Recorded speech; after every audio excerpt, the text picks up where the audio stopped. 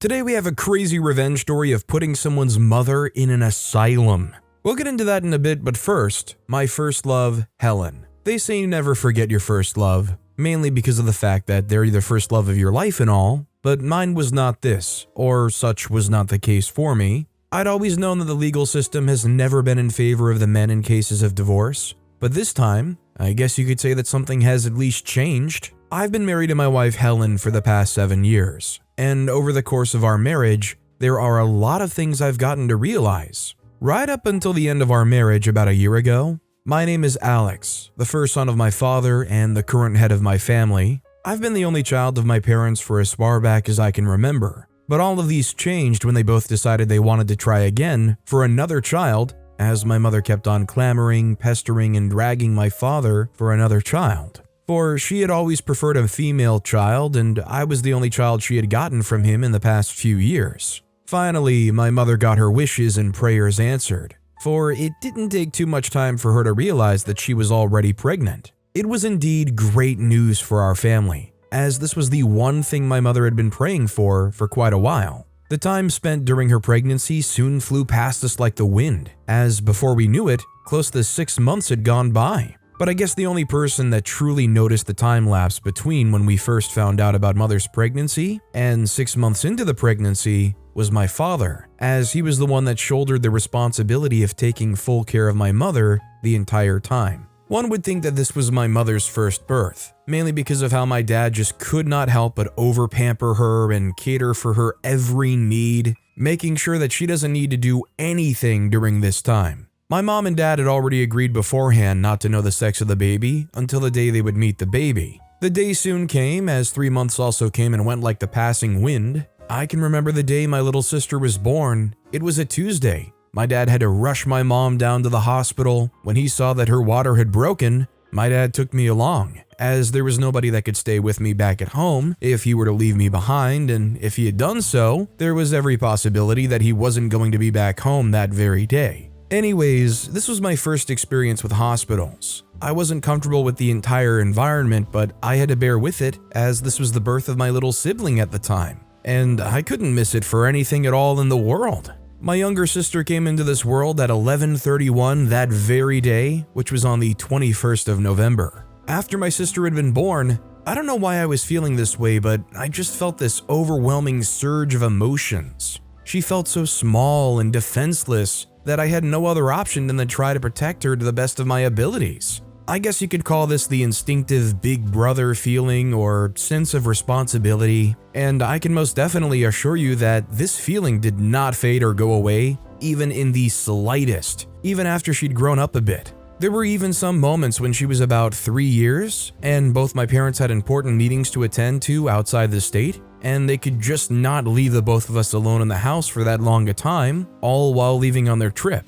And so they decided to hire a babysitter to take care of us for the main time while they were gone, and also a house sitter to take care of the house too. I had no knowledge of this at the time, right up until the very day before they were planning on leaving. When I asked them when they were planning on leaving and when they had planned on coming back, they just told me not to worry, as they'd already made preparations as to our care while they were gone. And when they said that they were going to hire both a babysitter and a caretaker for the house, I just openly suggested that they leave the care of my sister to me, as I felt I was capable enough to take care of myself alongside my sister. I made sure to assure both my parents that I was capable enough to take care of myself before taking care of my sister. This wasn't too hard, seeing as I was already way past the legal age of an adult, and also old enough to assume responsibility. I tried to convince my parents the best way I could, in order for me to be able to show them how responsible I can be for the future. After much convincing, they finally agreed to let me babysit my sister while they were gone, in and on the condition that my grandmother Helen would occasionally visit and check up on us in their absence.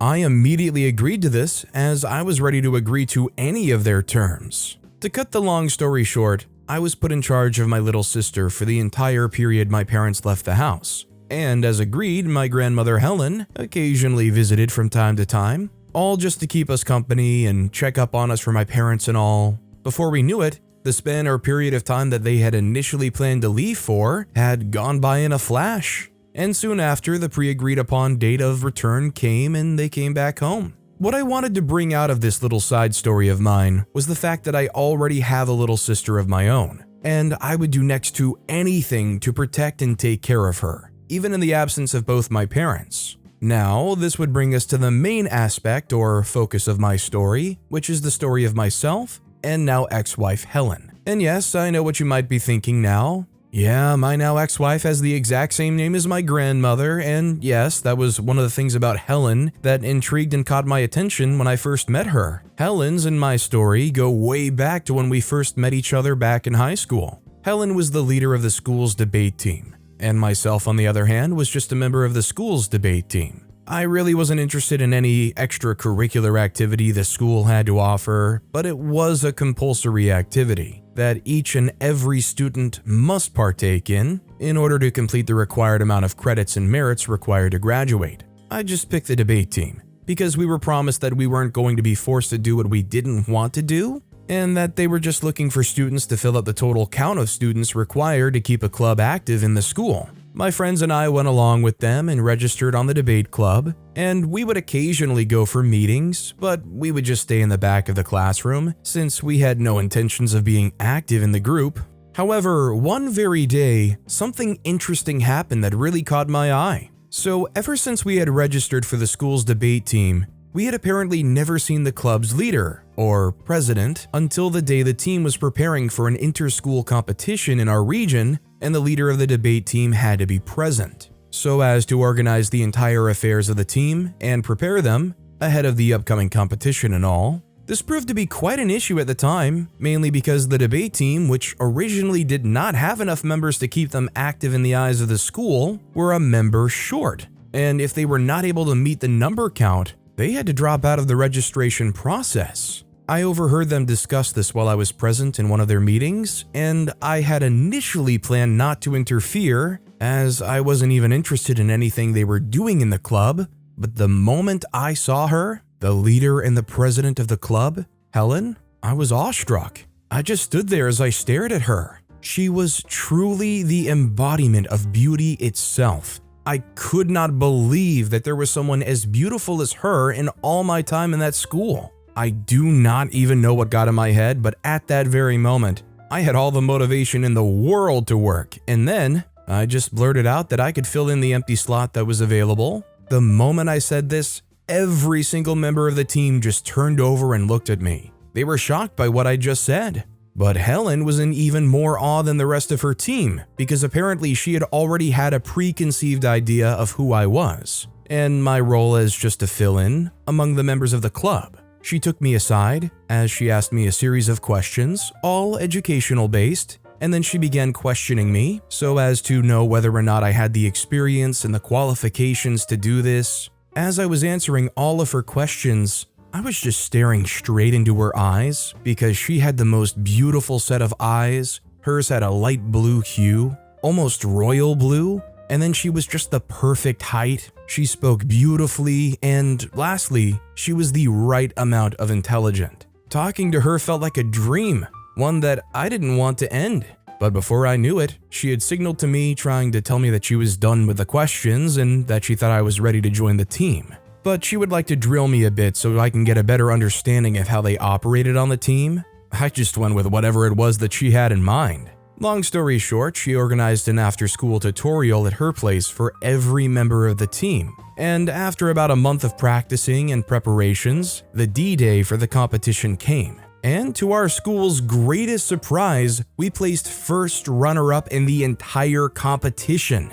After winning our regionals and proceeding to the state's championship, and then to the finals. This was like a dream come true for Helen, and seeing her so joyous really made me feel good and proud of myself. Throughout the entire time of the championship, Helen and myself got really close. So close, in fact, that we were almost intimate with each other the day we traveled for the finals. But as things got heated, she stopped me, saying that she really wanted to focus on the finals, as she thought I would be a distraction at the time and all. I felt down, and I guess she noticed this. Then she tried to cheer me up by saying when we were done with the tournament, she would say yes to any question I had to ask her. I knew that this was her way of indirectly asking me when I'd planned to ask her to be my girlfriend, that her answer would be yes. That was the mutual agreement we both came to, and this would not be affected by the outcome of our tournament. Although we were all down because we placed second in the entire country. Knowing that you got silver when you could have gotten gold is a very painful experience.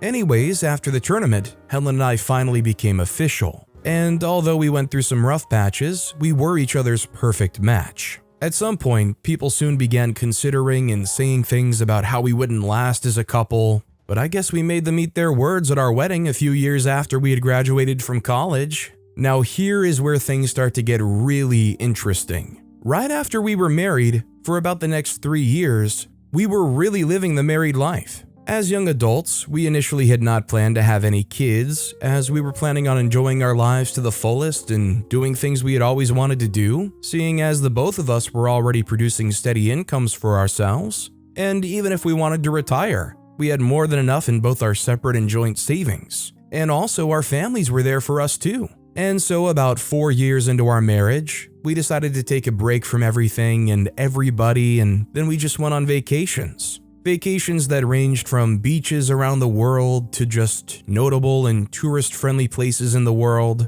In our 5th year of marriage, we finally decided to come back home, settle down, and finally have a family of our own, as Helen had told me that she was ready for one now. Right before our 6th year anniversary as husband and wife, and about 9 years of being couples, we found out that she was pregnant and we were expecting a baby girl. This was really good news for the both of us, and also for our families, and this was the turning point of our relationship, I guess, because at this point, she absolutely changed. It was around this time that my sister had decided to visit me after having some issues in school, and I, without hesitation, welcomed her into my house, as she needed a place to stay, and there was no way I would be alive and available, and my sister would be out there in need of assistance. And as I invited my sister in, Helen had a problem with it, as she tried to go against the fact that I brought my sister into the house without her consent and knowledge. I thought this was odd of her, seeing as she was my immediate and only younger sister and all. She tried to go against my decision by saying she didn't want her in the house.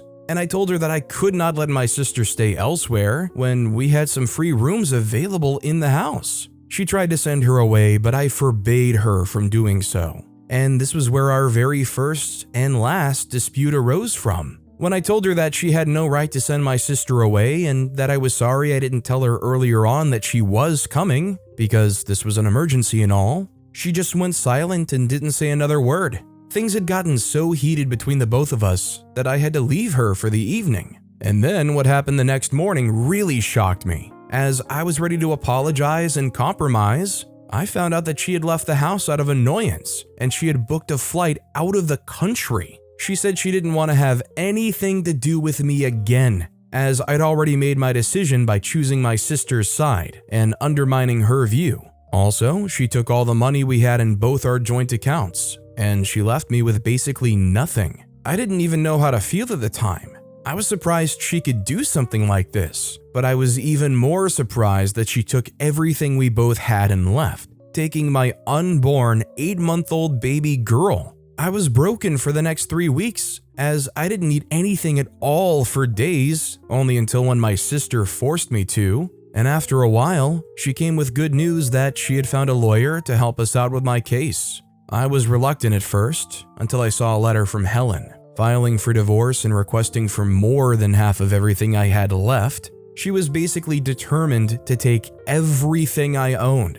This is where I knew there was no going back again. I spoke with a lawyer my sister introduced me to, and we also filed our case. After giving him the entire details of our case and how she left with next to everything we both owned, my lawyer told me not to worry, as he handled cases like this, and this was really a minor one. I just sat back and watched him work his magic. After endless court sessions, apparently the court ruled in her favor of divorce in her case, and we were officially divorced. But seeing as she had more assets than I did, she was the one charged with remitting half to me, And as for my case, the court ruled that she was to reimburse me back the entire money she took from the joint accounts. And she was to serve about 1.5 years of jail time, which was after she had given birth to my baby girl, and she was also to hand over the baby to me right after birth, as the court had judged that she would not be the perfect person to be in charge of handling the baby. While court passed its final verdict, although I still loved her,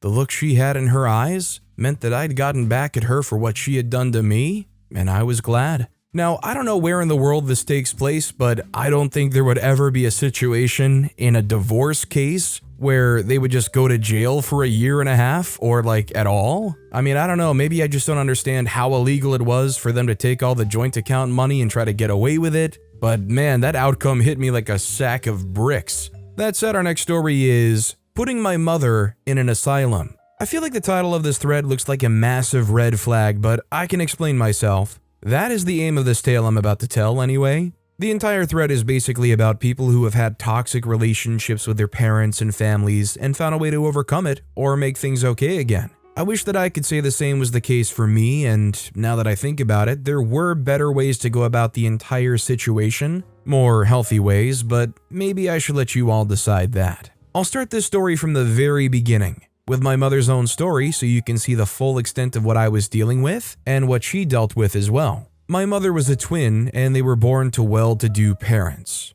According to her, their family life was great until she turned 10 and her father got promoted at work. His new boss was a woman who took a liking to him and kept him back in the wee hours of the night instead of letting him go back to his family. Because he didn't understand what to do at the time, he didn't bother telling his wife, and resentment started to build between them. He tried a lot to overcompensate with really expensive gifts for her and his kids, vacations and opportunities in the highest of places, but it just looked more to my grandmother like he was trying to make up for his cheating ways. Anyways, my mother and her twin brother didn't really notice things until they turned 15 and their mother filed for divorce. It was very rocky as my grandfather didn't want to get a divorce, but his wife refused to listen to him. She moved back in with the kids to her parents' home until the divorce was finalized. During this time, she turned to drinks and drugs, as expected of a housewife in the 60s and 70s, and neglected her children. Because when she wasn't too intoxicated to open her eyes, she was hard at work because of a perpetual fear of not being able to afford the things she formerly could.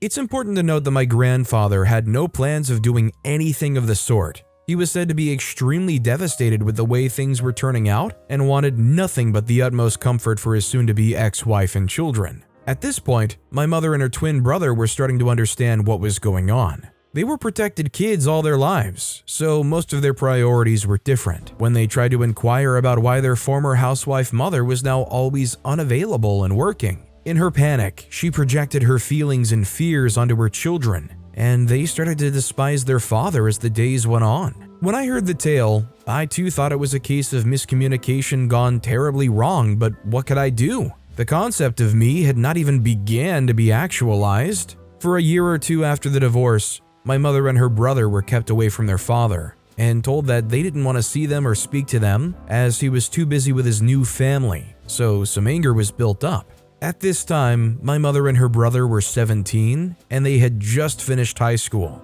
Instead of going off to their Ivy League colleges, they took a long gap year to find themselves. In reality, they just found vices that had a stronghold on them for years after. My uncle eventually decided that life wasn't for him and dipped from the user lifestyle, especially since their parents reunited and told them both of their sides of the story. My mother decided that her father was lying and swore to avenge her mother. I'm unsure of how studying psychology in college and then finding ways to break yourself mentally was a good idea, but it was to her. I can't really question my mother's decisions because I believe to each his own. But in retrospect, doesn't having a bad childhood mean you're supposed to want more for your own offspring and not want them to repeat certain patterns you went through? Or maybe not just have? Being reasonable to myself, I won't call my mother's upbringing terrible. I mean, logically, drama between parents often causes trauma in children. But my mother's cause wasn't nearly as bad as she made it seem.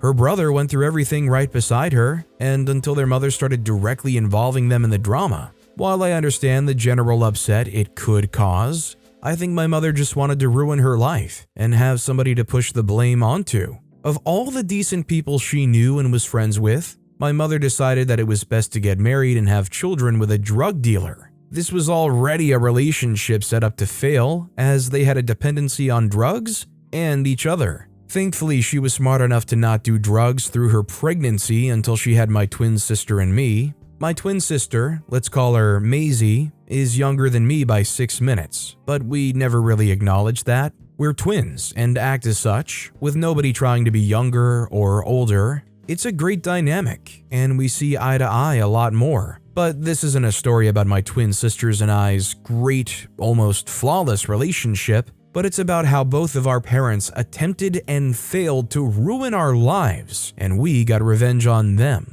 Pretty early on in childhood, my sister and I knew what we were in for. I don't know how, but one day as toddlers, we sat down and decided that we would have each other's backs, because our parents didn't have ours. Our mother was too busy fighting with her husband, day in and day out about the most pointless things, and we had to figure out how to do simple things like make simple recipes and shower and clothe ourselves. We were 5. It wasn't that hard to learn to fry eggs, make toast, and do some smaller things. Thankfully, we had machines, pots and pans. A year later, my sister snooped around, found our grandparents' numbers, and went to the phone booth to call them. I was on lookout duty. After the call, she told me that she had given them our address. We lived in a completely different state, but our grandparents were around for dinner. Thankfully, they didn't mention anything to our parents and just told them that they'd been looking for her, our mom, and us. They saw the mess of a shack we lived in and wanted to take us away, but our parents started to get angry and asked them to leave.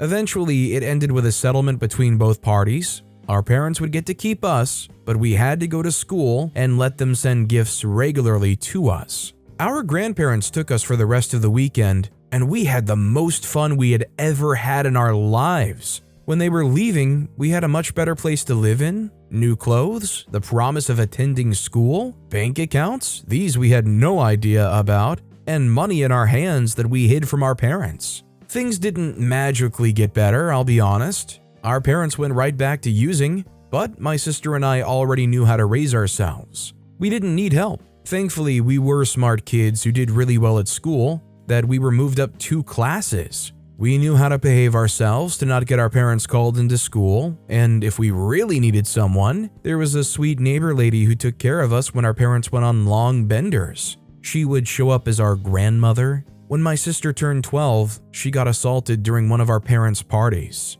Since our grandparents got the house, they had started bringing some of their parties to us. At first, we were allowed to leave to the sweet neighbor lady's place, but as we grew, our father insisted that Maisie stay around to help clean up. Of course, I never left her alone, until that moment, because their party ran a little later than usual, and I had to run to the grocery store for dinner before it was over. I insisted we went together, but our parents talked about needing one of us to stay back and clean after their guests. I also wanted to stay and help, but I knew that she wouldn't finish in time. Heck, I still came back and saw her cleaning, but her countenance had changed. My sister, who told me everything that went on in her head, didn't want to speak to me. I immediately knew something was wrong, but we had too much work to do. Even our parents acted weird and ended their party on a much lower note than they usually did. They had gone to bed when I pulled Maisie aside and bugged her to tell me. It was then that she had told me that she'd been assaulted by a friend of our parents, and although our father walked in,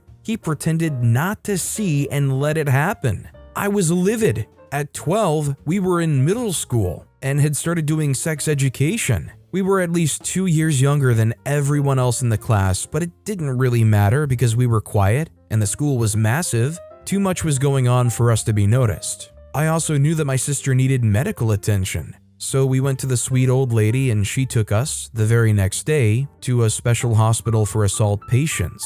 Thankfully, my sister's checkup went well and she was given drugs to help too. From that day, I was so mad at my parents, and somehow I started seeing that they were deadbeat. I was livid because I didn't know much about familial relationships and how they were meant to be, but I knew that it wasn't supposed to be this way. I lived in an area with mostly immigrants and separated families. I had seen situations much worse than mine, but my parents were a special kind of evil. Even after the incident, They didn't ask my sister how she was doing, offer to take her to a hospital or anything. They just kept him around and continued to throw their drug parties. 12-year-old me had every intention to end my father, but my sister promised me that we were going to be out in less than 5 years, and she was right. We were still in constant communication with our grandparents, and they assured us that right after high school, they would cater to our college education and help set us up if we wanted that. Of course, we did want that and we agreed, so we continued working towards that. If I had done the crime and gone to juvie, I would never have seen the greener pastures ahead of me. Maisie and I graduated high school at 16, and our grandparents were supposed to come pick us up later that week. We were excited and had started packing, but our parents called us for a family meeting. I didn't want to, but Maisie was insistent on keeping the peace, so we kept our mouths shut and attended. Genuinely, I thought these people had seen the error of their ways after so long and decided to do better by us. If not for themselves, for us. We really did think that was it, until we sat down and they opened their mouths. They spoke about taking care of us for 16 years and not complaining about it. But now they needed us to return the favor and take care of them. I was confused and wanted to ask so many questions, but they just kept talking. Well, my father did. He spoke about not having any money to send me to college, but he had a friend who worked at the community college as a janitor and could get me in. If I worked there long enough, I could raise enough money. As for my sister, she was to stay back and get married to none other than the son of the man who assaulted her all those years ago. That was where I ended the conversation. What pissed me off wasn't the mention of anything else. I was just angry about the fact that they had basically just confirmed that not only did they know about their daughter's abuser, they were also in cahoots with him enough to talk about marriage. I'm not ashamed to say I punched my father square in the face, knocking all his words and a tooth out of his mouth. Before anybody could say anything, I just started hitting him, only stopping when my sister pulled me off and out of the house. I don't know how much damage I did, partly because we never saw him after that day, but Maisie tells me there was blood everywhere and she could swear he lost a couple more teeth. The next day, our grandparents appeared and whisked us away to their own home where they made sure we were fine, taking us to the hospital for multiple routine checkups and a few other things. They let us be for a few weeks before suggesting that we see therapists. I thought I was fine and my sister did too, but therapy was a lot of work. I found myself feeling things I couldn't even explain, crying and even sometimes throwing up. After the first few evaluations, our grandparents suggested that my sister and I stay out of school for a bit and find other ways to socialize. Maybe get small jobs that weren't too much work and figure out how to work with those. We had to push back college for a year and do as our grandparents asked, and it was a lot of work, but I could see how much better I felt. Our grandparents even told the truth about why they believed our mom was the way she was from each of their own points of view, but I couldn't blame them too much. My mother was in charge of her life, and most of the time, our father's. She was bossy and controlling and not in a good way. The more people tried making me see reason, the more I felt upset and wanted revenge on my parents. Not even for me, but for the things they made my sister go through knowingly. At 18, with the blessing of our grandparents, we filed for emancipation from our parents, as well as taking both of them to court for conspiring with their friend to assault their daughter. It was a little long and very messy, and many times I felt like the worst brother on earth for making my sister relive the trauma of our childhood, and I couldn't apologize enough, but she promised me it was okay and she was fine with bringing our parents to justice. They had put us through too much to go scot-free. Our father got 30 years in total for child neglect, drug trafficking, and conspiring to assault a minor. Our mother? Well, her offenses were much more, but somehow she was able to plead mental instability and get taken to a rehabilitation center. It seemed like a good settlement, but I wasn't satisfied. She would be there for a while and then get out on good behavior and begin to live a much better life? She deserved to be hurt the way she hurt us, and I would make sure of it. For the first time in my life, I kept my plans away from my sister and went to find out about the rehab she was in. It was a really good one in the countryside because the grass and smell of horses was good for the inhabitants. Among the staff, I found a very sketchy guy that happened to be someone my parents knew. He was an addict who had been helped at the very same rehab and decided to work there too. but he was still butthurt over a few things, like the fact that my parents were the ones who made him get busted for drugs because they owed him $10,000 and he asked for it back. We bonded over the hate for my parents, particularly my mother, and he promised to make her pay now that she was in his indirect care. I know this is bad and unethical, but I also paid some money to him to make sure that whatever he did got her taken to an asylum somewhere tougher. His name was along the lines of Daryl, and he did a better job than I expected. I don't know exactly what he did, but my mother was supposed to be in there for about 12 weeks. By week 7, she was moved to a higher defense, stricter rehab, and when that didn't work after a month, she was declared clinically insane and sent to a top asylum in the middle of nowhere. I was already in my second year of college by now and doing exceptionally well, knowing that the woman who ruined her life and nearly ruined mine was finally where she deserved to be. I eventually told my sister,